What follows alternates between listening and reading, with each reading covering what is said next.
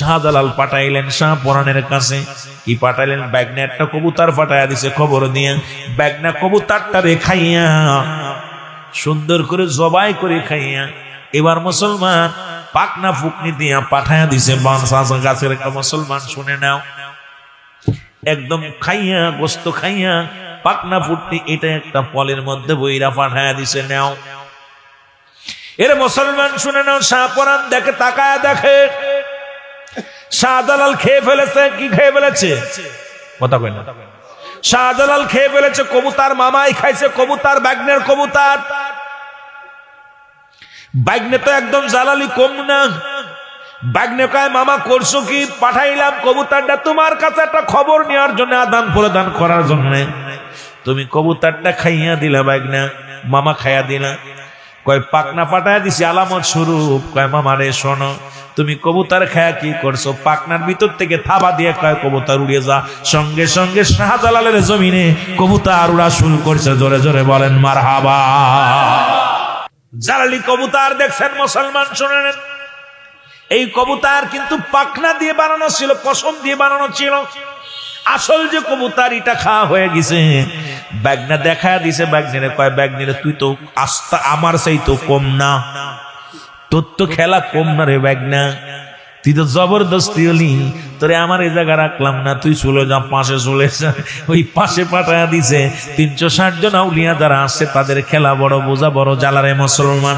এই কবুতর ছিল মুসলমান প্রথম যুগে রাসূল পাক সাল্লাল্লাহু আলাইহি সাল্লাম যখন হিজরত করে মক্কা থেকে মদিনায় যায়। গভীর মনোযোগ শরীয়তের মৌলবীরা এবার শোনেন।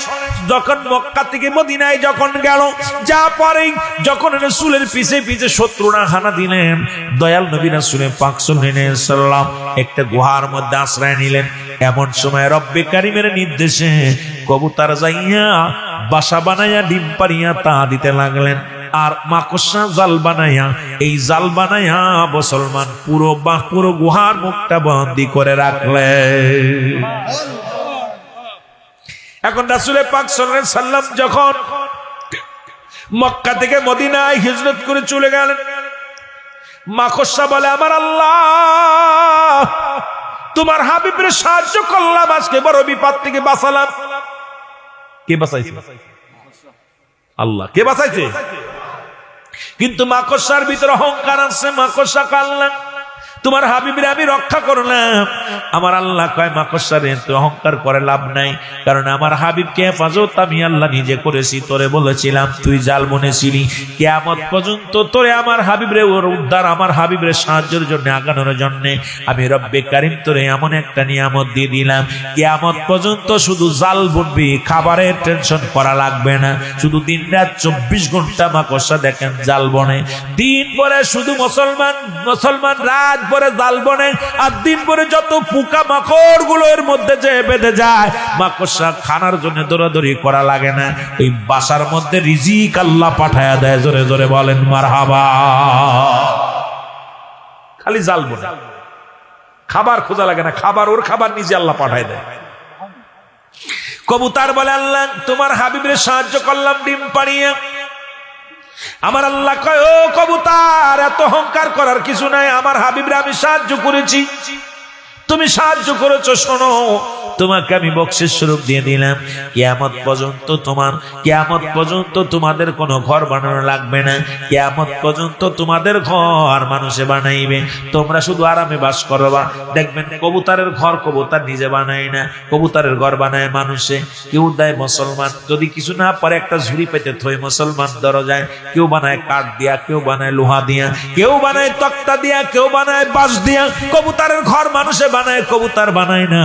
কারণ এই কবুতরের ঘরটা বানানোর জন্য রব্বে কারিম ডাক দে কয়, কবুতর রে, আজকে যেমন ঘর বানায় কষ্ট করলে আমার হাবিবকে সাহায্য করার জন্য, কিয়ামত পর্যন্ত তোদের আর ঘর বানানোর টেনশন থাকবে না, তোদের ঘর মানুষে বানায়া দিবে। জোরে জোরে বলেন মারহাবা। কিছু না পাইলেও একটা জুরি পেতে তুই, ঠিকই না? এর মধ্যে জানি বলে মুসলমান শুনেন, ইব্রাহিম খলিলুল্লাহকে সাহায্য করলেন। ইব্রাহিম খলিলুল্লাহকে সাহায্য করলেন মুসলমান দুইটা প্রাণী, একটা হলো কুনে ব্যাং, আর একটা হলো মুসলমান কাকলাস।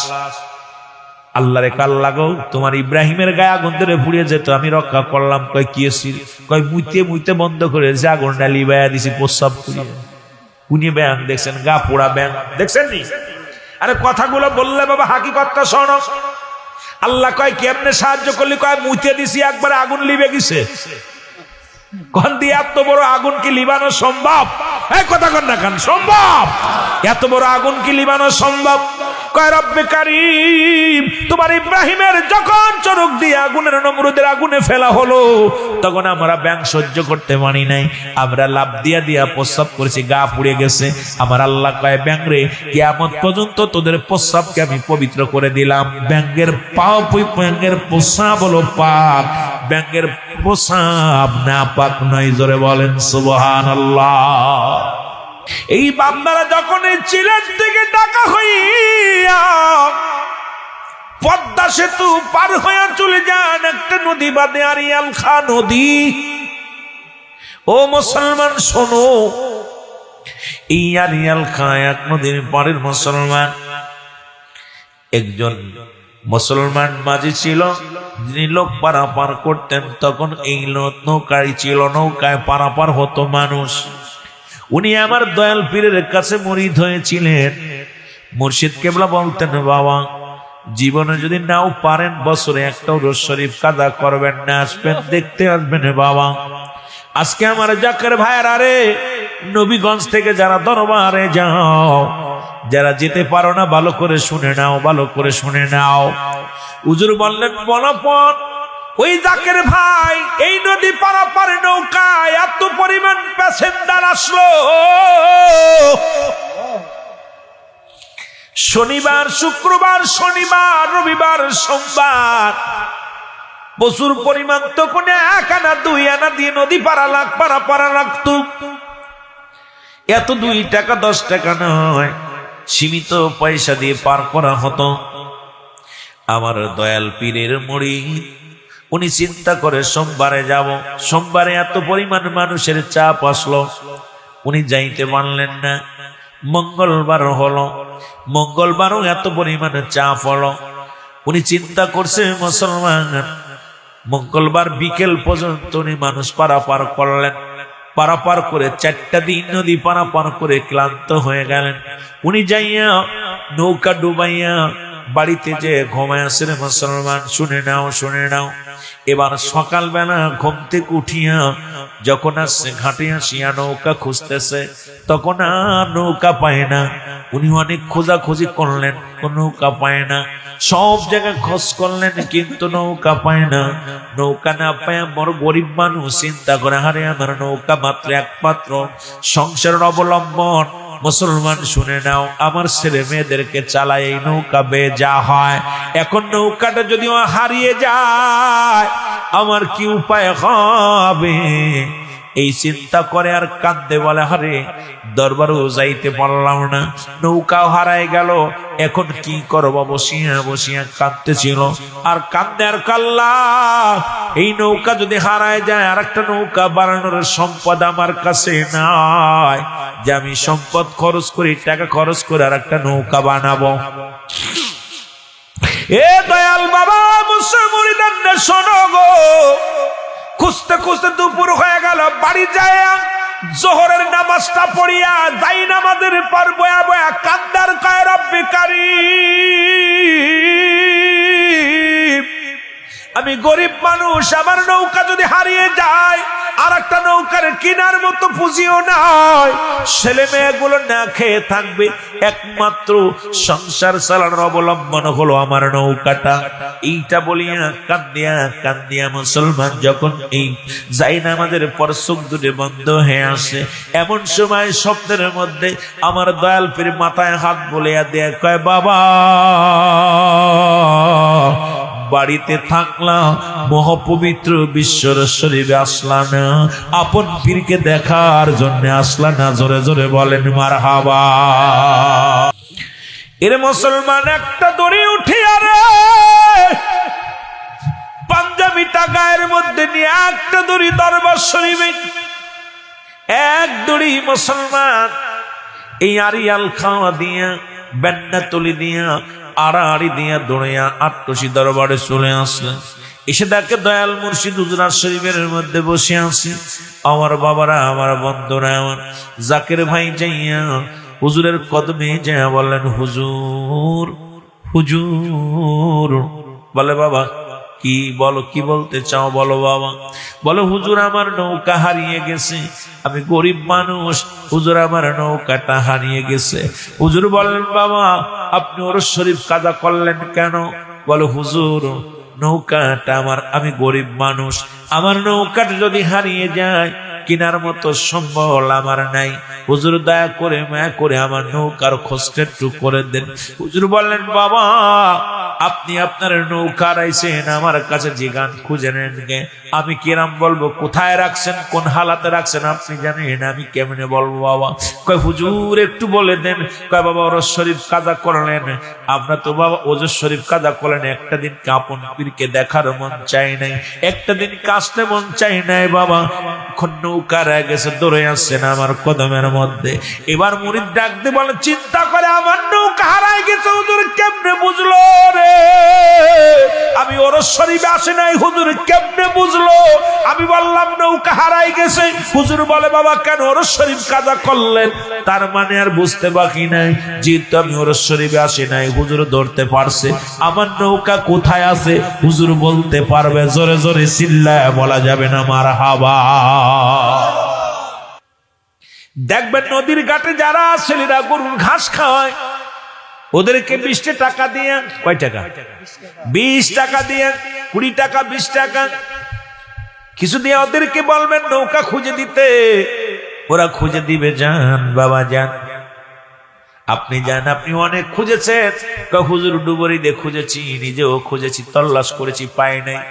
হুজুর বলেন, বাবা ওই নদীর চরে যারা খেলা করে, ছোট ছোট মাসুম বাচ্চাগুলো যারা গরু ছাগলের ঘাস খাওয়ায়, ওদেরকে 20 টাকা দিবেন মজা খাওয়ার জন্য, ওরা আপনার নৌকা খুঁজে দিবে। উনি যে বললেন, যা দেখে ছেলেরা ওই নদীর চরে ঘাস খাওয়ায়, গরু ছাগলের খেলা করে। ডাকতে জাকের ভাই ডাকতে বলে, এ বাচ্চারা শোনো, এর গত 2 দিন হয়ে গেল আমার নৌকা হারিয়ে গেছে, এই জায়গা আমি লিখে রেখেছিলাম, ডুবায় রেখেছিলাম, তোমরা যদি আমার নৌকাটা একটু খুঁজে দিতে। কয় মুরব্বি নৌকা আমি খুঁজে দিব, কিন্তু আমাদের 20 টাকা দেওয়া লাগবে। জোরে জোরে বলেন মারহাবা। কত? 20 টাকা। হুজুর কইছে 20 টাকা দিতিস, পোলা মানুষ চাই 20 টাকা, বেশি চাই না। হুজুর কো মুসলমান জাকের ভাই চিন্তা করে দয়াল মুর্শিদ, তুমিও বললে বালকদের 20 টাকা দিলে খুঁজে দেবে, ওরাও চাইলো, তার মানে আর বুঝতে বাকি নাই আমার নৌকা হারাই নাই। উনি নিজে নামলেন পানির ভিতরে, নামলেন যে মুসলমান খুঁজে পাইলেন না। এবার বাচ্চাদের 20 টাকা দিয়ে কয়, বাবা তোমরা খোঁজো। বাচ্চারা একটা ডুব দিছে আর নৌকার সন্ধান পেয়ে গেছে। জোরে বলেন মারহাবা। ওরস শব্দের অর্থ হলো আশুক মাসুকের মিলন মেলা। ওরস শব্দের অর্থ হলো বাসর। জীবিত মুর্দা যারা দুনিয়ার মধ্যে আছে, আমার হুজুর পাক জাকের ভাইরা যারা আছেন, আত্মার জগৎ জীবিত মুর্দাদেরকে নিয়ে এমন একটা মেলা মিলায়, যে মেলার মধ্যে অসংখ্যবার নবীজির দুরূদ পড়া হয়, নবীর সালাম দেওয়া হয়, যেখানে অসংখ্যবার দোয়া করা হয়, গোটা বিশ্ববাসীর জন্য দোয়া করা হয়। মুসলমান শুনে নাও, জাকের ভাই কয়, খাজা বাবা ফরিদপুরি রে, আমার ভুলের মাসুল আমি দিলাম, আমি আর জীবনে কোনোদিন ওর শরীফ কাজা দিব না। হুজুর বললেন, বাবা ও বাবা শোনো, দুনিয়ার জাকের, দুনিয়ার মুরে যত পীর আছে সবাই তো আপন আপন মুরিদের বাড়ি যায়, আমি যেতে পারি না বাবা। যখন তোমরা নালিশ দাও, তোমাদের নালিশ যতক্ষণ পর্যন্ত আমি রব না দিতে পারি, ততক্ষণ পর্যন্ত আমি মুজাদ্দেদ 1 গ্লাস পানিও পান করি না, বিছনায় পিঠ লাগাই না। সুতরাং আমার বাবারা, আমার বন্ধুরা, আমার এমন পীরের কাছে বায়াত গ্রহণ যারা করলেন, তারা বড় ধন্য, তারা বড় ধন্য। তবে পীর যার যার সুন্নিয়াত সবার, সব পীর যার যার পীর তার কাছে মাথার তাজ। জোরে জোরে বলেন ঠিক কিনা? যেমন ফুলতুলি সাহেব কেবলার কাছে আসেন এক পাগল, 12 বছরের সালা পরা এক পাগল। উনার জবান থেকে আমি শুনেছি, বাবা শোনো, আমি সিলেটের জমিনে প্রথম জীবনে মাহফিল করতে আসি সাহেব কেবলার। আল্লাহ আমাকে বসিয়েছে অনেকগুলো প্রোগ্রাম আমি গুনাহগার করেছি। আমাকে অত্যন্ত মায়া করতেন, ভালোবাসতেন। আল্লাহ পাকের দরবারে শুকরিয়া আদায় করে অনেকবার ওনার সঙ্গে আমার মুসলমান বুকটার সঙ্গে বুকটা লাগানোর সুযোগ হয়েছে, কদমবুসি করার সুযোগ হয়েছে। আল্লাহ রাব্বুল আলামিন দয়া করে পাশে এরকম বসে থাকতেন, আমি আলোচনা করলাম, আলোচনা করেছি। প্রথম আমি যখন আসি জাফলংয়ের জমিনে, তখন 2000 সালে মুসলমান, গভীর মনোযোগ, 2000 সালে প্রথম আসি জাফলংয়ের জমিনে। তখন সাহেব কেবলা এমন একজন মহান পীর ছিল, যার কথাগুলো না শুনলে ভাই শুনে নেন। ওনার কদমের মধ্যে আসলেন একজন সালা পরা পাগল। ওনার ভাইয়েরা আমার ওনাকে ধরে নিয়ে আসলেন, ওনার ভাইয়েরা, ওনার বোনেরা, ওনার মা বাবা সবাই ধরে নিয়ে আসলেন, সিয়ান্দি করেন। হুজুরের কদমে আসলেন।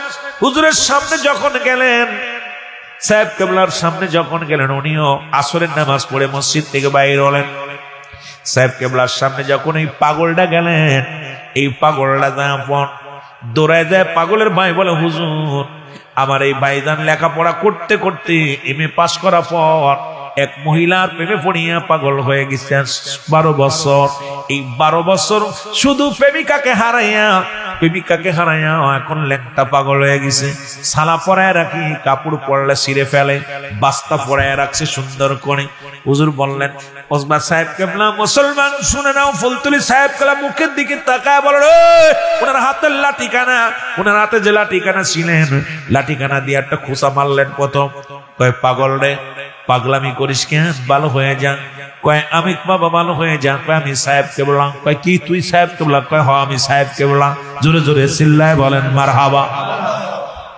উনি বললেন, আমি সাহেব কেবলা। তখন সাহেব কেবলার হাতের লাঠি দিয়া 2টা বাড়ি মারলেন। প্রথম যখন ওনার বাড়ি মারছে, এক বাড়িতে বলেন আপনি সাহেব কেবলা। প্রথমে এক বাড়ি যখন মুসলমান মারছে, দ্বিতীয় বাড়ি যখন মারছে, দ্বিতীয় বাড়িতে সঙ্গে সঙ্গে উনি পুরো সুস্থ হয়ে গেছেন মুসলমান। সাহেব কেবলার পাতের লাঠির 2টা বাড়ি খাইয়া 12 বছরের পাগল ভালো হয়েছে। জোরে বলেন মারহাবা।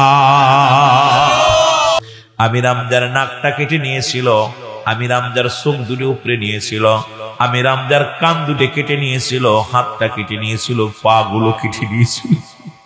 আমি রামজার কলিজাটা ফেরে, বুকটা ফেরে, কলিজাটা ছিঁড়ে, হিন্দা গো মুসলমান, আবু জেহেলের আবু লাহাবের স্ত্রী হিন্দা, মুসলমান আমির হামজার বুকটা ছিঁড়ে, বুকটার ভিতর থেকে কলিজাটা টান দিয়ে ছিঁড়ে দিবালয়ে খেয়ে ফেলেছিল। মুসলমান শুনে নাও, হযরতে আমির হামজাকে হাসি জীবনে তাকে হত্যা করেছিল। এই জন্য হাসি যখন সর্বশেষে মুসলমান হয়েছিল, আমার নবীজির সামনে যখন হাসি আসতো, আমার নবীজি ডাকতে বলতো, হাসি রে, তুমি আমার সামনে এসো না, কারণ তুমি যখন আমার সামনে বসো, আমার চাচা আবু মুসলমান আমির হামজার কথাটা মনে পড়ে যায়। সর্বশেষে ওয়াসি ইসলাম ধর্ম কবুল করে। কিন্তু আমার নবীর কদমে যখন আসতো, নবীজি দূরে তাকাইতো, ওয়াসির মুখের দিকে তাকাইতো না। কারণ আমির হামজাকে এত নির্মম ভাবে হত্যা করেছিল, রঙ্গনি করে ফেলেছিল। রাসূল বলতো, হাসি রে, তুমি আমার সামনে এসো না, কারণ তুমি যখন আমার চোখের সামনে আসো, আমার চাচা আমির হামজার কথা মনে পড়ে যায়। তুমি এমন ভাবে মানুষকে হত্যা করে রে মুসলমান, শুনে নাও। ওদিন আমার নবীজি নিজেই আক্রান্ত হলো, তারপরও চোখের পানি ধরে রাখতে পারে নাই। জোরে জোরে বলো আল্লাহু আকবার। সাহাবীরা বলে, ইয়া রাসূলুল্লাহ, ইয়া হাবিবাল্লাহ, 70 জন সাহাবী শাহাদাতের পেয়ালা পান করেছে।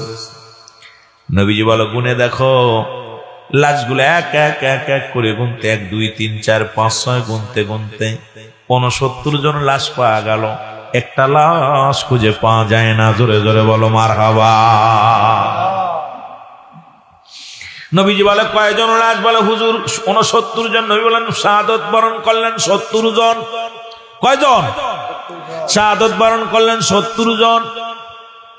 এখন লাশ দেখে 69টা, আর একটা লাশ কই? বলে, কাল লাশ। ইয়া হাবিবাল্লাহ, সমস্ত লাশগুলো পেয়েছি, হযরতে হানজালা রাদিয়াল্লাহু তাআলার লাশটা পাওয়া যায় না।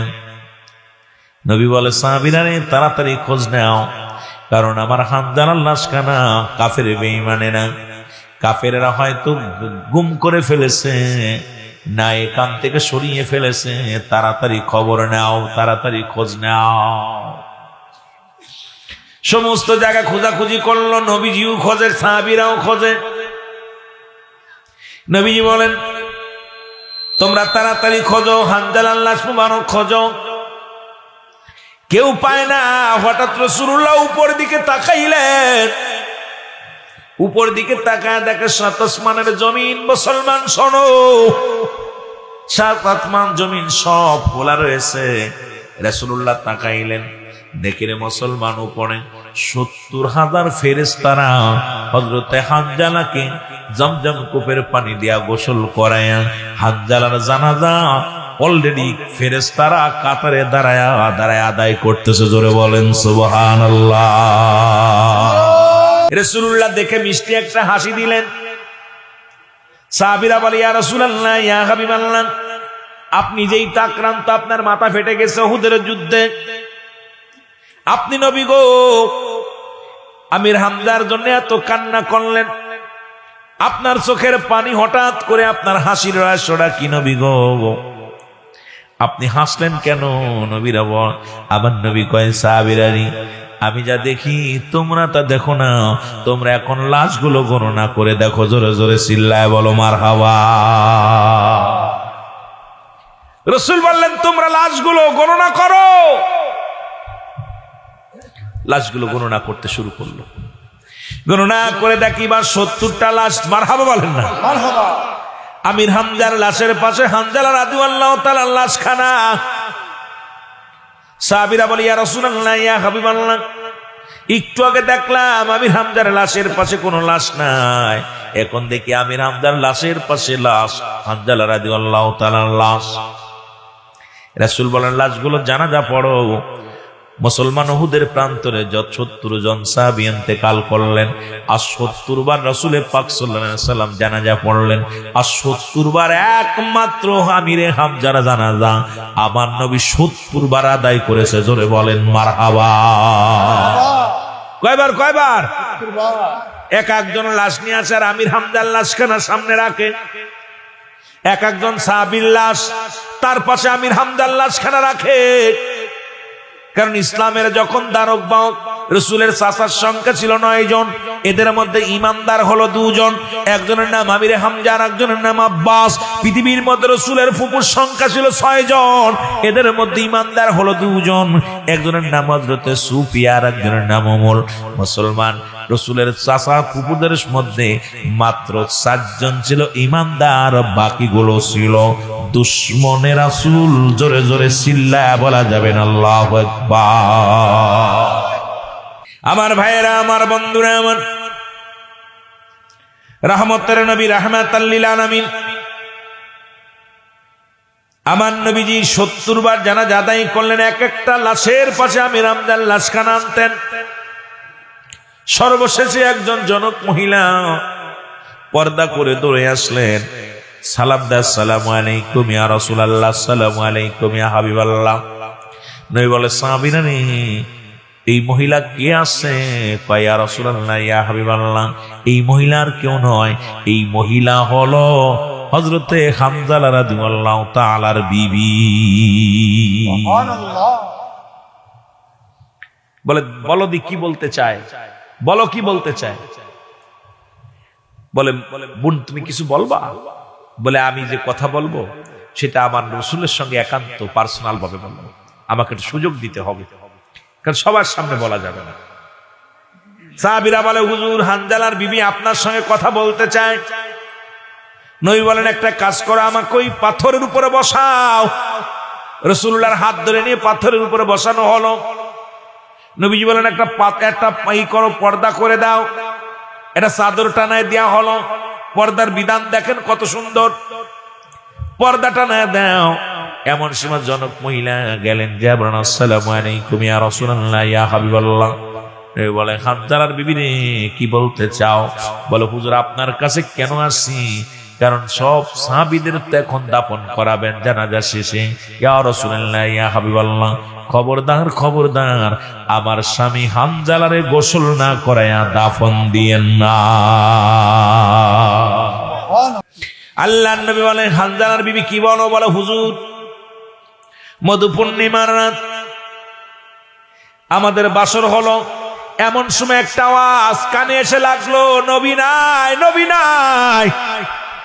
তখন হানজালা তার তরবারিটা নিয়ে ঘর থেকে বাইর হয়ে গেল। ইয়া রাসূলুল্লাহ, ইয়া হাবিবাল্লাহ, আমি পিছন থেকে অনেক ঠেকানোর চেষ্টা করেছিলাম, বলেছিলাম স্বামীরে আমি কূপ থেকে পানি এনে আপনাকে গোসল করাই দিই, যেহেতু আপনার উপরে গোসল ফরজ। সেদিন আমার স্বামী বলেছিল, বিবি রে, আমার নবী যদি না থাকেন দুনিয়া, আমি কার জন্য গোসল করব, কার জন্য ইসলামের বিধান মানব রে বিবি? আমার নবী যদি দুনিয়ার মধ্যে না থাকে রে। ইয়া রাসূলুল্লাহ, ইয়া হাবিবাল্লাহ, আমার স্বামী আমার সঙ্গে মিলন হয়েছে, সুতরাং এই অবস্থায় মারা গেছে, আমার স্বামীর উপরে গোসল ফরজ হয়ে গেছে। জোরে বলো মারহাবা। আমার স্বামীর উপরে গোসল ফরজ হয়ে গেছে। আমার নবী ডাকতে বলে, হানজালার বিবি রে, তোমার স্বামীকে কি তুমি দেখছো? বলে, না হুজুর। বলে, যাও দেখে আসো। এবার দেখতে গেলেন, যা দেখে রে স্বামীর মাথা দিয়ে এখনো পানিগুলো চোয়া চোয়া পড়ে। আমার নবী ডাকতে কয়, হানজালার বিবি রে, তুমি জানো না, শুনে নাও, শুনে নাও, আমার হানজালা রব্বে কারিমের এত প্রিয় হয়ে গেছে, আমি হাবিবকে ভালোবাসার কারণে এর জান্নাতি পানি দিয়া, ওই জান্নাতি পানি দিয়া মুসলমান শুনে নাও, ফেরেশতারা আমার হানজালারে গোসল করায়া ফেরেশতার মাধ্যমে জানাজা হয়েছে। জোরে জোরে চিল্লায় বলো মারহাবা। কারণ আমিও দেখে, আমিও বরং, কারণ আমিও সব সাহাবীর লাশ দেখেছি, কোন সাহাবীর লাশ গোসল করানো হয় নাই, একমাত্র হানজালাকে গোসল করায় আসমানে নিয়ে। সুতরাং শুনে নাও, শুনে নাও নবীর পাগলেরা, ও নবীর গোলামেরা, শুনে নাও, এই হলো নবীর সাহাবীদের ভিতরে এত প্রেম ছিল, ভালোবাসা ছিল, যারা দুনিয়ার মধ্যে নতুন বিবি যাদেরকে ঠেকায় রাখতে পারে নাই, বাসর রাত বাসর পরেও ঠেকায় রাখতে পারে নাই, তারা জান এবং মাল কোরবানি করে আমার রাসূলকে এত ভালোবাসতো, ইসলামকে যারা ভালোবাসতো, তারা জীবনের কোনো মায়া করতেন না, জীবনের জন্য কোনো চিন্তা করতেন না, তারা আমার নবীর প্রেম তাদের অন্তরের ভিতরে ছিল। জোরে জোরে বলেন মারহাবা। নবী লাগবে কবরে, নবী লাগবে মিজানে, নবী লাগবে ফুলসিরাতে, নবী লাগবে ইয়াউমাল কিয়ামতের ময়দানে। নবী বিনে কোনো বান্ধব নাই, নবী বিনে কোনো গতি নাই, নবী বিনে কোনো উপায় নাই। নবী বলেন, হায়াতি খায়রুল লাকুম, আমার হায়াতের জিন্দেগিটা আমার উম্মতের জন্য কল্যাণ স্বরূপ।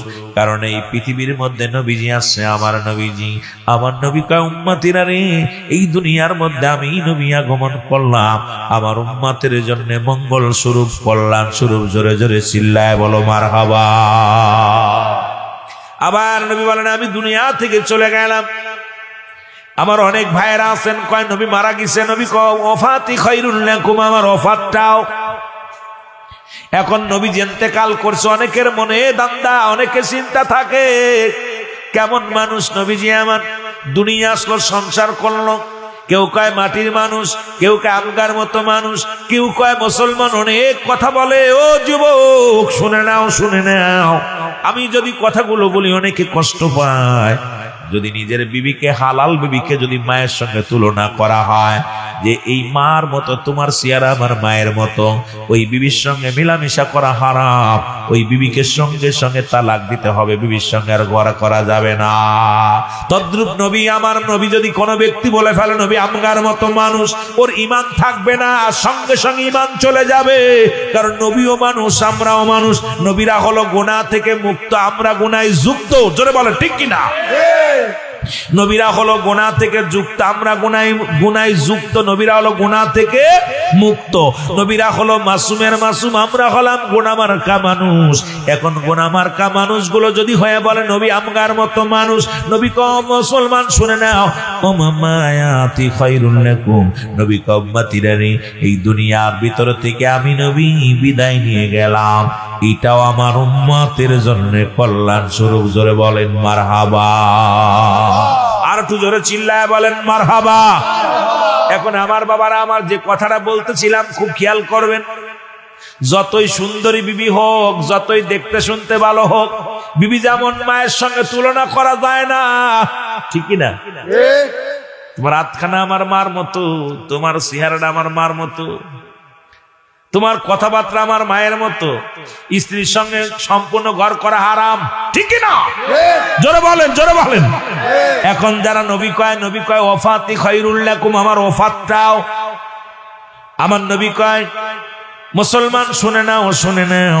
রাসূল বলেন, কেন বলতেছেন? আমার নবীজি বলতেছেন, এই দুনিয়ার মধ্যে আগমন করলাম, এই আমি দুনিয়ার মধ্যে আগমনটা আমার উম্মতের জন্য কল্যাণ স্বরূপ, আবার দুনিয়া থেকে বিদায় হলাম, এটা আমার উম্মতের জন্য কল্যাণ স্বরূপ। কারণ আমার উম্মতের সঙ্গে কথাবার্তা বললাম, চলাফেরা করলাম, ঘর সংসার করলাম, এই জন্য আমার উম্মতের জিন্দেগিটা কতই না উত্তম। জোরে জোরে বলেন মারহাবা। বলতেছিলাম, নবীও মানুষ, আমরাও মানুষ। নবীরা হলো গুনাহ থেকে মুক্ত, আমরা গুনায় যুক্ত। রাসূল পাক সাল্লাল্লাহু আলাইহি ওয়াসাল্লাম এই যুদ্ধে গেলেন, যখন মাথা ফেটে গেলেন রাসূল পাক সাল্লাল্লাহু আলাইহি ওয়াসাল্লামের, খুব খেয়াল, রাসূলের মাথা যখন ফেটে গেলেন, সাহাবীরা দৌড়ে এসে রাসূলের চারিপাশে ঘিরে দাঁড়ায়া দাঁড়ায়া কাঁদতে লাগলেন। একটা ওয়াজ থেকে, উহুদের যুদ্ধ থেকে আমরা অনেক আলোচনা পেয়ে যাই মুসলমান। উহুদের প্রাণ থেকে অনেক সাহাবীর জীবনী, ইসলামের সুন্দর বিধান, সুন্দর নিয়মগুলো আমরা বুঝতে পারি মুসলমান। এমন সময়ের সাহাবীরা কান্দে, নবী আর নাই, নবী আর নাই। এমন সময় নবীর এক সাহাবী দৌড়ে আসলেন, নাম হলো তার মালিক ইবনে সিনান। নাম কি? মালিক ইবনে সিনান। উনি দৌড়ে আসলেন, আসিয়া রাসূলের পাশে দাঁড়ায়া, রাসূলের মাথা মুবারক দিয়া রক্ত ঢুক পড়তেছিল, হেলমেট ভাঙ্গিয়া লোহা ভিতরে প্রবেশ করেছে। আর এই দৌড়ে আসিয়া মালিক ইবনে সিনান লোহাটার দাঁত দিয়ে টান দিয়ে বাইর করলেন, রক্ত জমিনের মধ্যে পড়ছে। আর মালিক ইবনে সিনান রাসূলের মুবারকের, আমার দয়াল নবী রাসূলের পাক সাল্লাল্লাহু আলাইহি ওয়াসাল্লামের রক্ত মুবারক সিটে সিটে খেয়ে ফেলেছে। জোরে বলেন সুবহানাল্লাহ। রক্ত খাওয়া হালাল না হারাম? হারাম। মানুষ মানুষের রক্ত খাইতে পারে না, কিন্তু মালিক ইবনে সিনান রাসূলুল্লাহর রক্ত মুবারক খেয়ে ফেলছে। আমার নবী বলে, মালিক ইবনে, মুসলমান শুনে নাও, সাহাবীরা বলে, মালিক ইবনে সিনান তোমার ঈমান চলে গেছে, কারণ রাসূল বলছে মানুষ মানুষের রক্ত খাইতে পারে না, তুমি মানুষ হয়ে মানুষের রক্ত পান করেছো।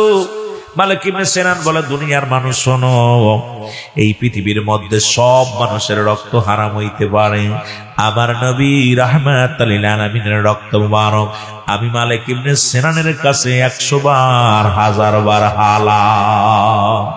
মালিক ইবনে সিনান, ইয়া রাসূলুল্লাহ, ইয়া হাবিবাল্লাহ, আপনি বললেন মানুষ মানুষের রক্ত খাইতে পারে না, অথচ মালিক ইবনে সিনান তো আপনার রক্ত পান করেছে। আমার নবী ডাকতে বলে, মালিক, বলে, ইয়া রাসূলুল্লাহ, ইয়া হাবিবাল্লাহ, ও মালিক ইবনে সিনান, তুমি কি জানো না মানুষের রক্ত হারাম? বলে, হুজুর, পৃথিবীর সব মানুষের কাছে হারাম হইতে পারে, কিন্তু আমার নবীজির রক্ত মুবারক আমি মালিক ইবনে সিনানের কাছে 100 বার 1000 বার হালাল।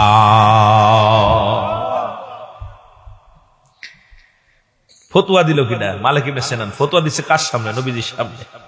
কথা খুব খেয়াল। রাসূলুল্লাহ নিজে বলছে হারাম, মালিক ইবনে সিনান বলে, হুজুর, আমার কাছে হালাল। কথা বুঝেননি? আমরা যে নবীর দুরূদ পড়ি, মিলাদ পড়ি, কিয়াম করি, ওদের কাছে সারা জীবন হারাম হইতে পারে, আমাদের কাছে হালাল। জোরে বলেন ঠিক কি না? আমার বাবারা, আমার বন্ধুরা, আমার আল্লাহর নবী বলেন, সাহাবীরা রে, তোমরা যদি পৃথিবীর মধ্যে কোন জীবিত জান্নাতি মানুষ দেখতে চাও, পৃথিবীর মধ্যে যদি কোনো মানুষ জান্নাতি যুবকদের দেখতে চাও, তাহলে আমার মালিক ইবনে সিনানকে প্রাণ ভরে দেখে না।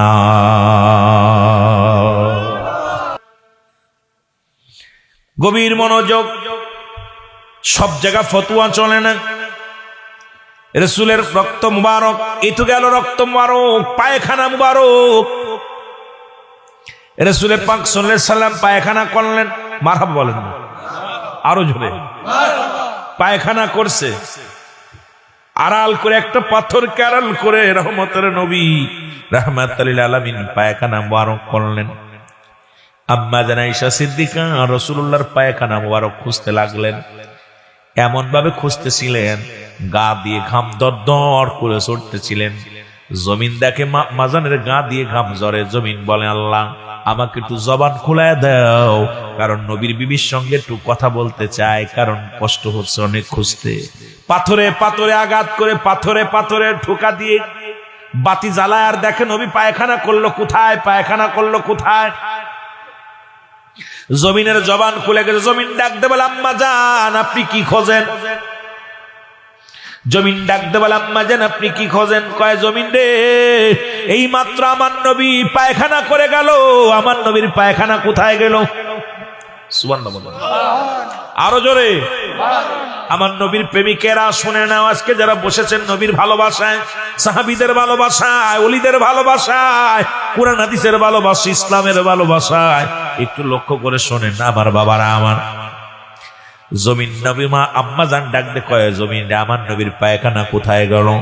জমিন বলে, আম্মা জান যেদিন থেকে আমাদের আল্লাহ জমিন বানাইছে সেদিন থেকে অপেক্ষা আছি, আমার নবী কখন পায়খানা করবে, প্রস্রাব করবে। আমার নবী যখন পায়খানা করেছে আমরা জমিন হা করে খেয়ে ফেলেছি। জোরে বলেন সুবহানাল্লাহ। আর একটু জোরে বলবেন না? জমিন কি করছে? খেয়ে ফেলেছে, খেয়ে ফেলেছে।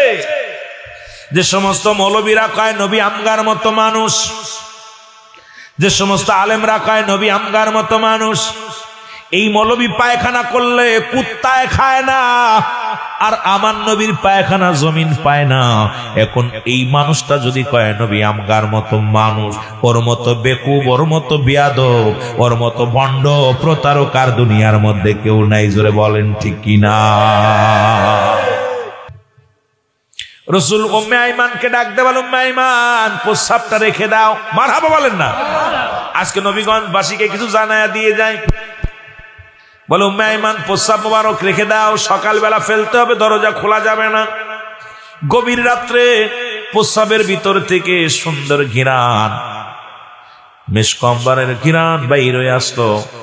গভীর রাত যখন হলো, মুসলমান শুনে না, উম্মে আইমান রাসূলুল্লাহর প্রস্রাব আরো খেয়ে ফেলেছে। জোরে বলেন সুবহানাল্লাহ। নবীর প্রেমিকদের আওয়াজ তো এরা মাসতে হলে হবে না। কি খাইছে? আরো জোরে বলেন আল্লাহু আকবার। এই আলেমরা বলেন, খবর লাগা, তোমার উস্তাদের ফোন দাও, দুরুল আমিন সিদ্দিকী তো এই ওয়াজ করতেছে, জায়েজ আছে কিনা? রক্ত খাওয়ার ওয়াজ, প্রস্রাব খাওয়ার ওয়াজ করলো। আরে শুনিয়া তোর গুরুরে ফোন লাগা, সব জায়গা ফতোয়া দিও না। উম্মে আইমান প্রস্রাব মুবারক খেয়ে ফেলছে। রাসূলুল্লাহ সকালবেলা ঘুম থেকে উঠে, উম্মে আইমান আমার প্রস্রাব কই? প্রস্রাবটা নিয়ে আসো, ফেলে দিতে হবে। উম্মে আইমান বলে, ইয়া রাসূলুল্লাহ, ইয়া হাবিবাল্লাহ, গভীর রাত্রে একেতে পিপাসা লাগছে আমার, দুই হলো আপনার প্রস্রাবের ভিতর থেকে এত সুঘ্রাণ বাইর হচ্ছে নবী গো, এত সুন্দর ঘ্রাণ, ইতিপূর্বে এত স্বাদ, এত ঘ্রাণ আমি জীবনেও কোনোদিন পাই নাই।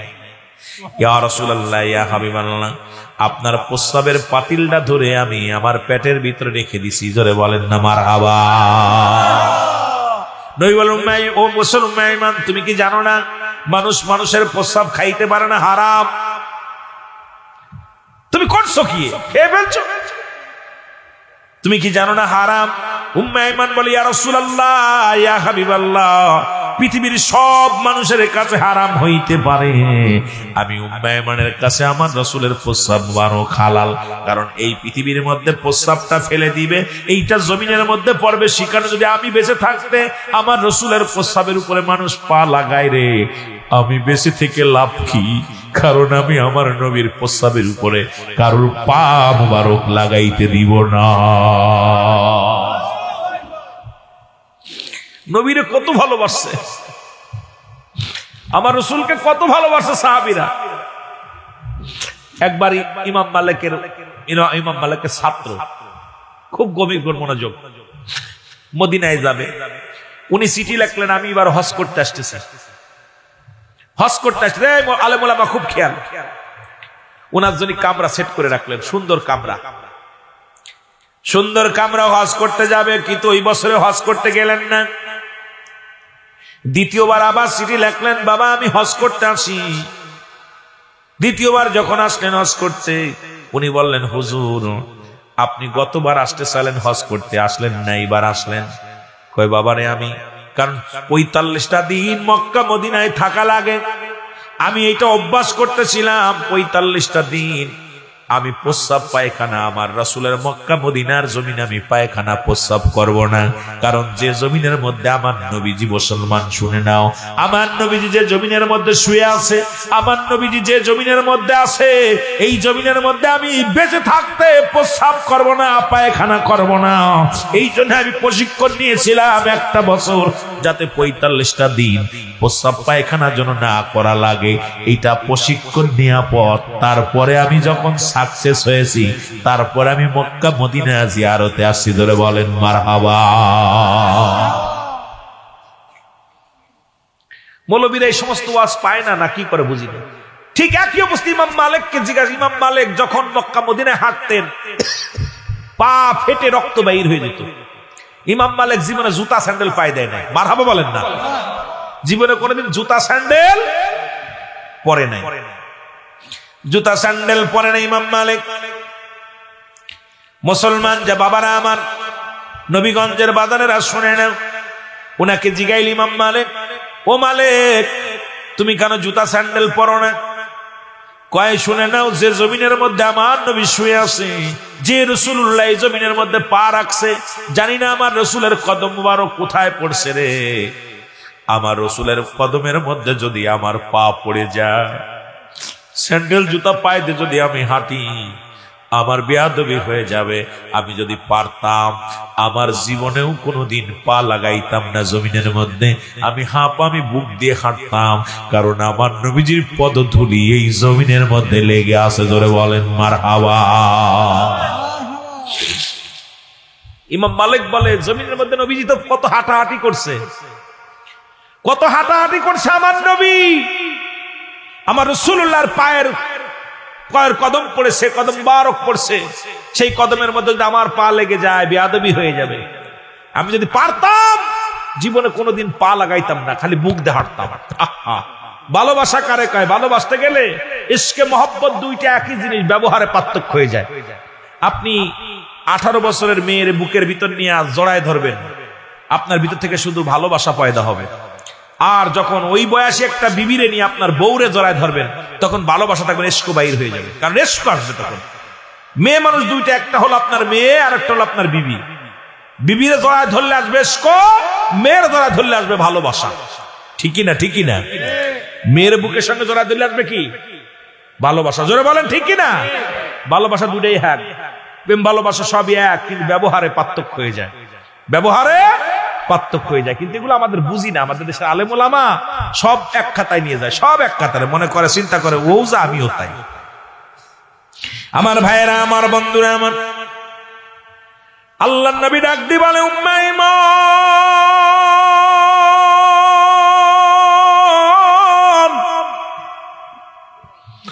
তুমি প্রস্রাব মুবারক খাইলা, তুমি কি জানো না প্রস্রাব মুবারক খাওয়া জায়েজ নাই? উম্মে ঈমান ডাক দিয়ে বলে, ইয়া রাসূলুল্লাহ, ইয়া হাবিবাল্লাহ, নবী গো,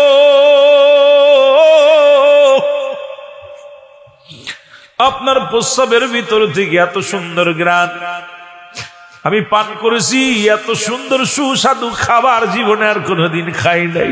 আমার নবী উম্মে ঈমান রে, তোমার জাতির ভিতরে যত জাতি বাইর হবে, প্রত্যেকের গা দিয়া মিশকামরা, শুধু তাই নয়, কস্তুরী সেন্ট যেটা বলা হরিণের নাভি থেকে আসছে, এই ঘ্রাণ তোমার জাতির ভিতর থেকে বাইর হয়ে যাবে। আরো জোরে, আরো জোরে। ওরে প্রেম করিয়া ভুইল না জীবনে, রাইখো মনে, আরে প্রেম করিয়া, আরো জোরে বলেন, প্রেম করিয়া ভুইল না জীবনে, বলো প্রেম করিয়া, মনে আর প্রেম করিয়া বিল্লাল ছিল নবীর ভক্ত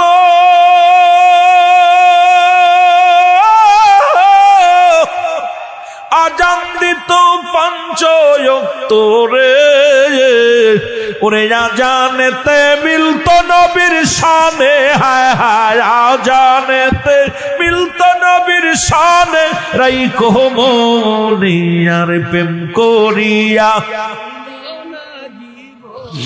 আরো জোরে বলেন প্রেম করিয়া ভুইল না জীবনে রাইখো মনে আর প্রেম করিয়া অস্করুনি পাগল ছিল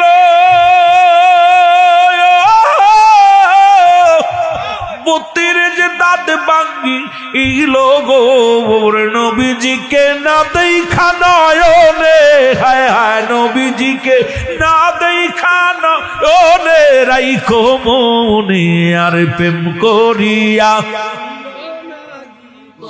তোমরা প্রেম করিয়া বুইল না জীবনে রাইখো মনে আর প্রেম কর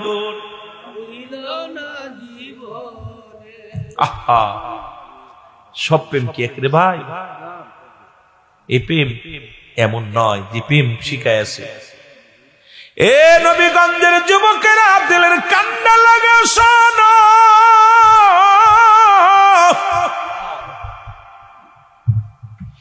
আমার কিবলা জান হুজুর বলতেন বাবা সেই দয়াল নবীর প্রেম ভালোবাসা যার অন্তরে যতটুকু তার ঈমান বলতে ততটুকু নবীর প্রেম ভালোবাসা যার অন্তরে নাই তার ঈমান বলতে কিচ্ছু নাই সরাসর বেঈমান সরাসর বেঈমান এই নবীর ভালোবাসা ভালোবাসতে গেলে দলিল লাগে না নবীর ভালোবাসার মধ্যে এত দলিল লাগে না নবীর ভালোবাসা লাগে ঈমান ঈমান লাগে ব্যক্তির জীবনের অমূল্য সম্পদের নাম হলো রূহ আর মানব জীবনের অমূল্য সম্পদের নাম হলো ঈমান ঈমান রূহবিহীন যেমন বডির কোনো মূল্য নাই ঈমানবিহীন কোনো আমলের কোনো মূল্য নাই ও আমার যুবক বন্ধুরা শুনে নাও এই ঈমান যদি চলে যায় দুনিয়ার সব বরবাদ হয়ে যাবে আমার দয়াল মুর্শিদ এই জন্য দুনিয়ার মধ্যে শিক্ষা দিছে দয়াল নবীর প্রেম ভালোবাসা দয়াল নবীর ভালোবাসা দয়াল নবীর প্রেম এই নবীর প্রেম ভালোবাসা যার অন্তরে যতটুক তার ঈমান বলতে ততটুক নবীর প্রেম ভালোবাসা যার অন্তরে নাই তার ঈমান বলতে কিছু নাই সরাসর বেঈমান তুমি সে জামানার আউলিয়া তুমি সে জামানার আউলিয়া কুল শিরোমণি মাওলানা বলো আউলিয়া কুল শিরোমণি জাকেরামদের নয়ন মনি বাবা জাকেরামদের নয়ন মনি হয় না তোমার তুলনা বাবা হয় না বাবা মাওলানা বলো সে জামানারাও আরো যদি বলেন সে জামানারাও আউলিয়া কুল শিরোমণি এ মুসলমান আমি আমার পীরের সঙ্গে কয়েকটা কথা বলে আসি রে আবার যাব শরীয়তের আলোচনা নিয়ে তরিকাতের কিছু কথা বলি রে মুসলমান শুনে না যাদের কথা আল্লাহ তাআলা কুরআনুল কারীমের মধ্যে সূরা ইউনূসের মধ্যে 11 নম্বর পারা 62 নম্বর আয়াত আল্লাহ নিজেই ঘোষণা করে আলা নামাজের আগে আলা নাই হজের আগে আলা নাই যাকাতের আগে আলা নাই আল্লাহ বলে আলা সাবধান ইন্নানিচ্ছানা ইন্নাউলিল্লাহি আল্লাহর তরফ থেকে যারা ওলি হয় লা নাই খাউফুন শব্দের অর্থ ভয় ওয়ালা যদি অবস্থান করে ঘুমদের উপরে জানুন তাদের কোনো চিন্তা নাই ভাবনা নাই বাংলার যুব জমিনের মধ্যে যত পীর কামেল ঘুমায় আসে রে যাদের কোনো চিন্তা নাই ভাবনা নাই, এমন একজন পীর আমার দয়াল পীর খাজা বাবা শহীদ আল্লামা বিশ্বলি ফরিদপুরি, যার নাম ছিল খাজা আসমতুল্লাহ ফরিদপুরি। জোরে জোরে চিল্লায় বলো মারহাবা। অনেকেই বলে নাট্যশীল হুজুরের নাম কি? আমার হুজুরের নাম হলো খাজা আসমতুল্লাহ, তার বাবার নাম হলো খাজা আলিমউদ্দিন। মুসলমান, তার পীরের নাম হলো খাজা ইউনুস আলী মুজাদ্দিদি সাহেব। ও মুসলমান, শুনে নাও, শুনে নাও, এই দুনিয়ার মধ্যে এমন পীর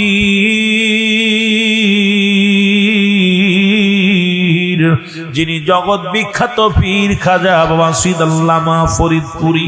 ও যুবক, যার কথাগুলো না বললে নয়, যার কথাগুলো না শুনলে আপনারা বুঝতে পারবেন না রে মুসলমান।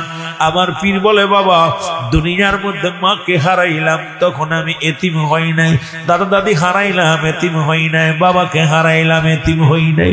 যেদিন আমার পীরকে আমি হারাইলাম সেদিন আমি বড় এতিম হয়ে গেলাম। জাকের বাইরারে যেহেতু বিশ্ব জাকের মজিলের কর্মী গরু পাই যেত মাহফিল খানা, জাকের আমাদের একটু খোরাক দিয়ে আমি মূল আলোচনায় চলে যাব। অনেক যুবক ভাইয়েরা বসে আছেন, তাদেরকে নিয়ে কিছু আলোচনা করব। রব্বি করিম কিছু কথা বলার তৌফিক দান করে দিও। জোরে জোরে বলেন আমিন। এর মুর্শিদ নাম যার অন্তরে ভরা, তার ভরা কি যায় রে মারা। বলো মুর্শিদ নাম যার অন্তরে ভরা, তার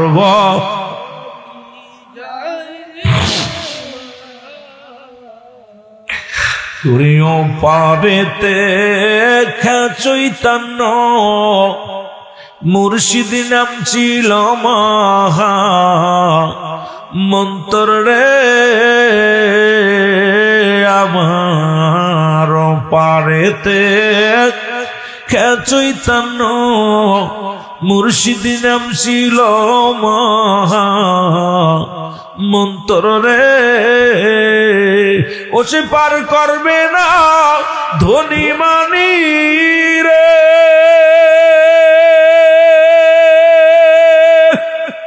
ও সে পার হবে বাবার ভক্ত যারা, মুর্শিদ নাম যার অন্তরে ভরা, তার ভরা কি যায় রে মারা।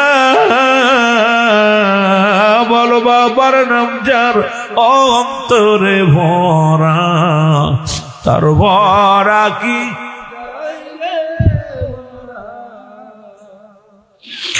আমি যখন পড়ি গর্বি পাতে মুর্শিদ আমার সামনে খাড়া রে, আমি যখন পড়ি মুর্শিদ আমার সামনে খাড়া রে, ওই আমি পার করে নাও আমার ভরা রে।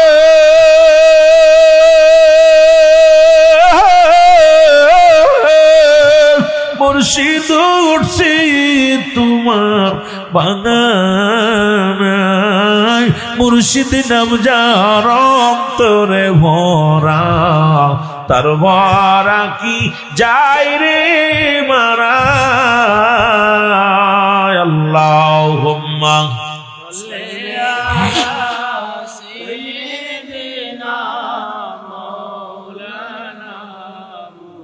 বাবারা খুব জোরে ওয়ালা আলী সাইয়্যিদিনা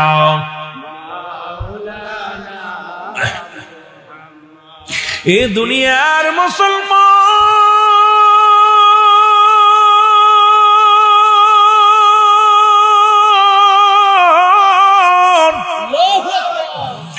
আসকুলি আল্লাহ আমার যে নবী বলেন মেরকাত শরীফের 10ম খণ্ড গো, 722 নম্বর পৃষ্ঠা, তাফসীরুল বায়ান পঞ্চম খণ্ড 524 নম্বর পৃষ্ঠা।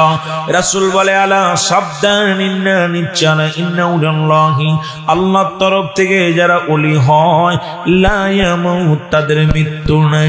আল্লাহর ওলিগণ অমর। কার কার সন্দেহ হয়? জোরে জোরে চিল্লায় বল আল্লাহু আকবার। যার যার সন্দেহ হয় তারা একটু হাত তোলো। সন্দেহ হয়?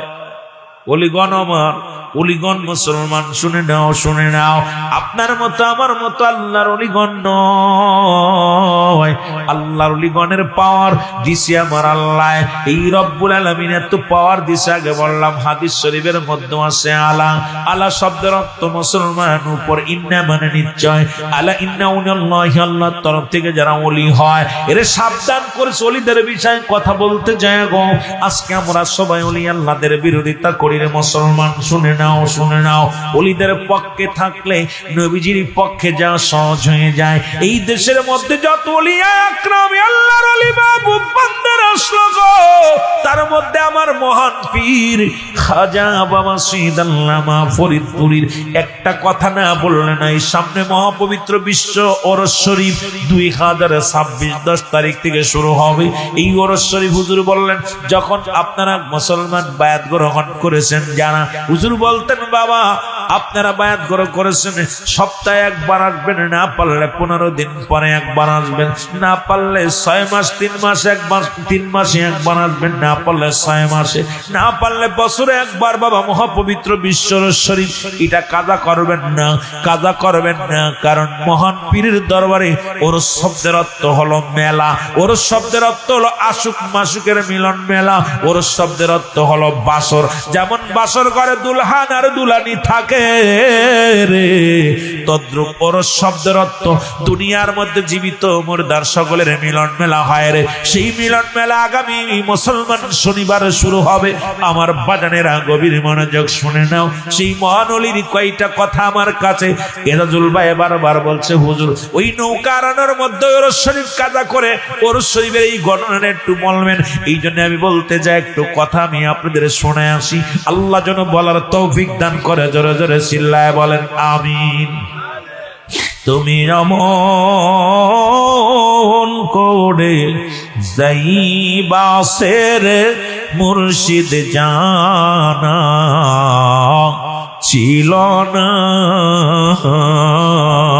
যারা আপন পীরকে হারাইছেন মুসলমান শুনে নাও, পীর মুরিদের কথা বলতে গেলে বড় কষ্ট হয় রে।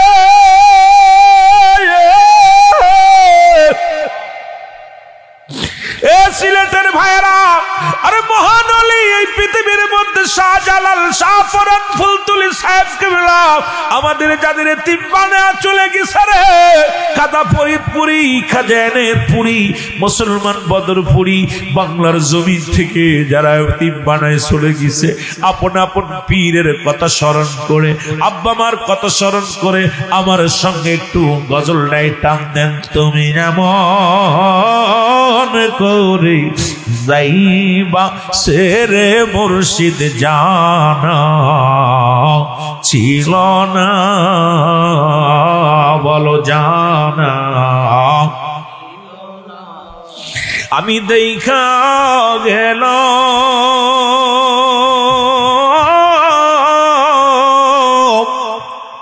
নূরের ছবি, আমি দেখা গেল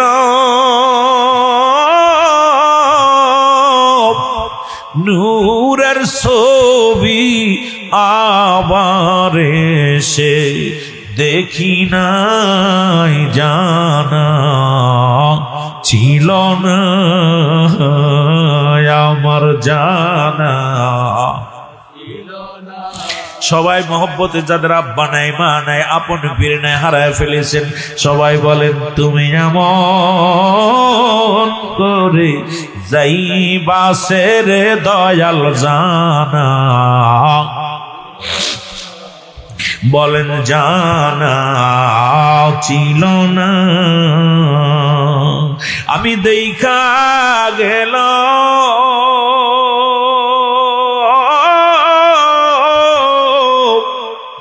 নূরের ছবি, আমি দেখা গেলাম নূরের ছবি আবার এসে দেখি নাই জানা ছিল না আমার জানা রে আত্মাতে তা বিষয়া বলছো মুর্শিদ কত কোথাও ওরে আত্মাতে তা বিষয়া বলছো তুমি কত কোথাও এখন তুমি কোথায়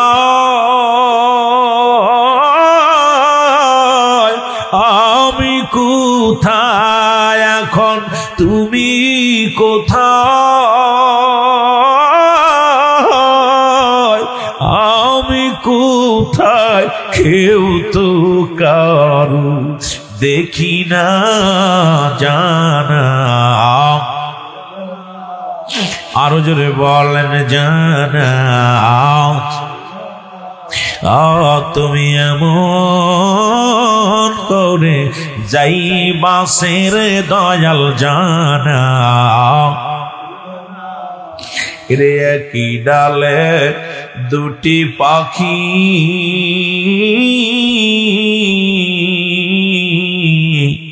কতই করছো ডাকা ডাকিও বলেন কি ডালে দুটি পাখি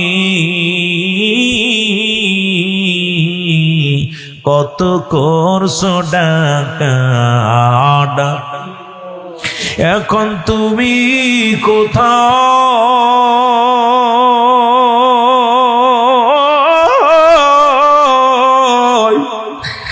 আমি কোথায় বাবা তুমি কোথায় আমি কোথায় কেউ তো কারো দেখি না জানা ছিল না আমার জানা এ দুনিয়ার মুসলমান